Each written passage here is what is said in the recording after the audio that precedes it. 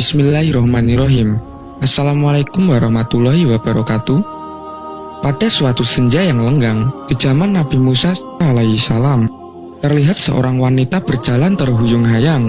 Pakaiannya yang serba hitam menandakan bahwa ia berada dalam duka cita yang mencekam. Tudung kepalanya menangkup rapat hampir seluruh wajahnya, tanpa hias muka atau perhiasan menempel di tubuhnya. Kulit yang bersih, badan yang ramping, dan roman mukanya yang ayu tidak dapat menghapus kesan kepedihan yang telah meroyak hidupnya. Ia melangkah terseret-seret mendekati kediaman rumah Nabi Musa alaihissalam. Diketuknya pintu perlahan-lahan sambil mengucapkan salam. Maka terdengarlah ucapan dari dalam, "Silakan masuk." Perempuan cantik itu lalu berjalan masuk sambil kepalanya terus menunduk. Air matanya berderai tatkala ia berkata, "Wahai Nabi Allah, tolonglah saya. Doakan saya agar Tuhan berkenan mengampuni dosa keji saya." "Apakah dosamu, wahai wanita ayu?" tanya Nabi Musa alaihissalam terkejut. "Saya takut mengatakannya," jawab wanita cantik itu. "Katakanlah, jangan ragu-ragu," desak Nabi Musa. Maka perempuan itu pun secara ketakutan bercerita, "Saya telah berzina." Kepala Nabi Musa terangkat, hatinya tersentak. Perempuan itu meneruskan, "Dari perzinahan itu pun lantas saya hamil. Setelah anak itu lahir, langsung saya cekik lehernya sampai mati," ucap wanita itu seraya menangis sejadi-jadinya. Mata Nabi Musa pun berapi-api.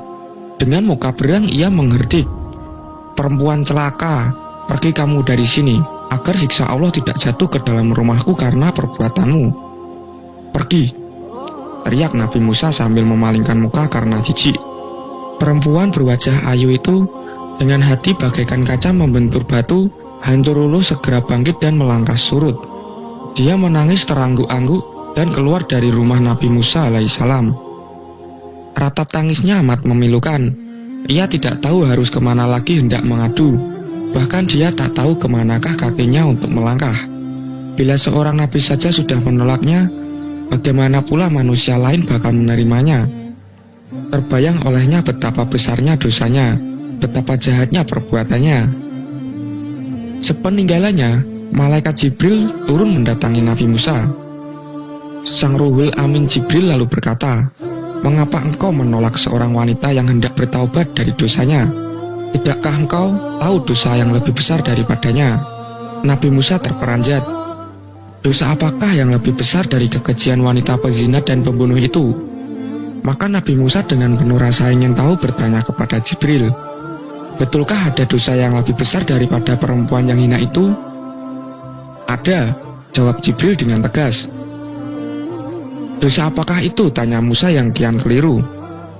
"Orang yang meninggalkan sholat dengan sengaja dan tanpa menyesal. Orang itu dosanya lebih besar daripada 1000 kali berzina," kata Jibril. Mendengar penjelasan itu, Nabi Musa kemudian memanggil wanita tadi untuk menghadap kembali kepadanya. Ia mengangkat tangan dengan khusyuk untuk memohonkan ampunan kepada Allah untuk perempuan tersebut. Nabi Musa menyadari orang yang meninggalkan sembahyang dengan sengaja dan tanpa penyesalan adalah sama saja seperti berpendapat bahwa sembahyang itu tidak wajib dan tidak perlu atas dirinya. Berarti ia seakan-akan menganggap remeh perintah Tuhan, bahkan seolah-olah menganggap Tuhan tidak punya hak untuk mengatur dan memerintah hambanya. Sedangkan orang yang bertaubat dan menyesali dosanya dengan sungguh-sungguh berarti masih mempunyai iman di dadanya dan yakin bahwa Allah itu ada di jalan taatnya kepadanya. Itulah sebab Tuhan pasti mau menerima kedatangannya. Dalam hadis Nabi SAW disebutkan, orang-orang yang meninggalkan sholat lebih besar dosanya dibandingkan dengan orang yang membakar 70 buah Al-Quran, membunuh 70 nabi, dan bersetubuh dengan ibunya di dalam Ka'bah.